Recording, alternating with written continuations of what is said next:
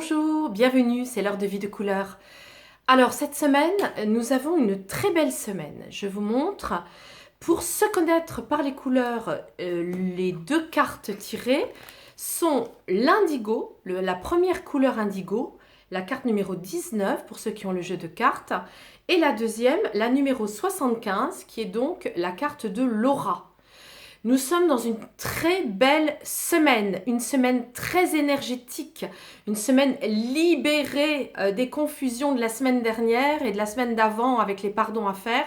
Nous avons donc ici de très bonnes énergies en fusion. Ce qui nous est demandé, c'est d'apprendre avec cet indigo qui est le troisième œil, d'apprendre à fusionner avec l'autre, à défusionner, à fusionner avec la situation, à défusionner. C'est-à-dire d'être dans ce principe de je fusionne, je vis et je regarde ce que ça fait, je fais des prises de conscience, je défusionne et du coup, je suis en distance avec ce que je viens d'apprendre et du coup, je progresse et je progresse. On est dans toute cette zone de « Ah mais oui, c'est bien sûr, ah mais je fais des prises de conscience, ah mais je fais des prises de conscience, des prises de conscience » et finalement, cette fusion est bénéfique parce que je suis consciente de cette fusion. Comme nous fusionnons en plus avec de très bonnes énergies, c'est comme si ça nous disait également que nous étions en train d'apprendre à fusionner avec tous nos centres énergétiques.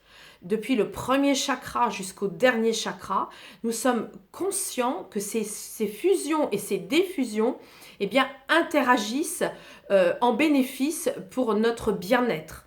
L'aura étant les 7 couches auriques qui sont autour de notre corps et qui sont en lien direct avec nos chakras, nos centres énergétiques qui tournent à l'intérieur de nous et qui sont complètement concomitants ensemble pour se reconnecter en plus au cosmos.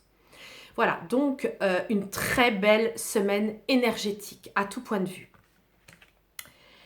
En ce qui concerne l'oracle du cœur de vie, nous avons deux magnifiques cartes également. Nous avons le cygne. Le cygne, par rapport à justement cette langue des oiseaux, langue des cygnes, c'est-à-dire la Kabbale, des messages cachés, subliminaux par les codes du verbal et du vocabulaire, on peut entendre le mot cygne comme l'animal, le cygne, mais aussi cygne, S-I-G-N-E. Et donc là, on a l'effet miroir, des signes de l'univers, c'est la couleur en plus parme de l'univers.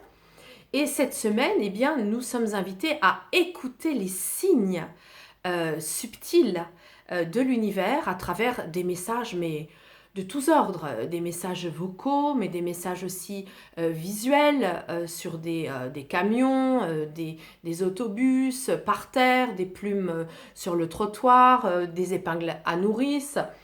Je me souviens une fois, moi j'avais trouvé en marchant justement une épingle à nourrice et ça m'avait renvoyé tout de suite à la nourrice qui m'avait élevée en partie. Donc vous voyez, pour vous, ce qui compte, c'est comment ça résonne pour vous. Et en tout cas, faites confiance à ces signes de l'univers cette semaine. Ils seront très bavards si vous les convoquez.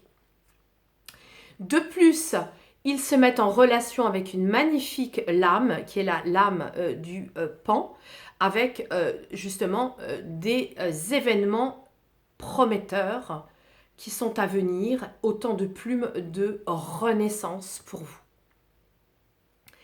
Alors, la couleur, c'est plutôt vert turquoise, émeraude.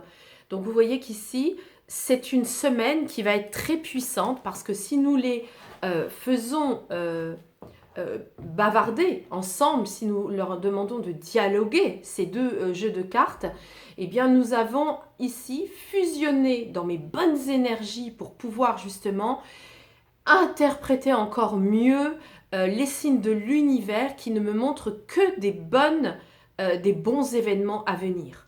Alors voilà, il me reste à vous souhaiter une très bonne semaine. Que dire de plus? Épiloguer là-dessus, écoutez, laissez-vous faire, puisqu'il y a beaucoup de signes aussi, des notions de surprise à laisser venir sans essayer de contrôler quoi que ce soit.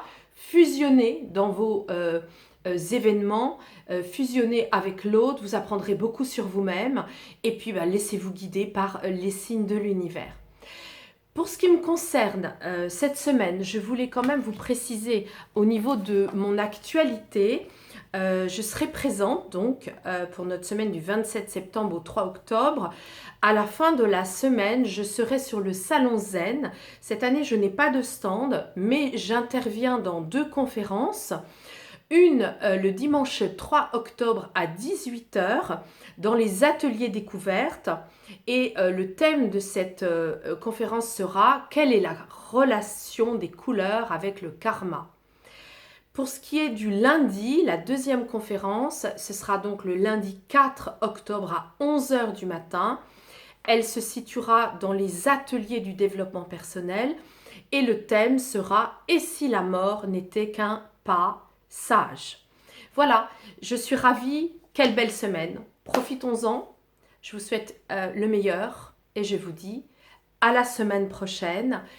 Pensez aussi à vous inscrire sur le blog si ce n'est déjà fait pour recevoir toutes les actualités et les différents articles sur les thématiques qui me sont chères comme les couleurs, le karma et la mort.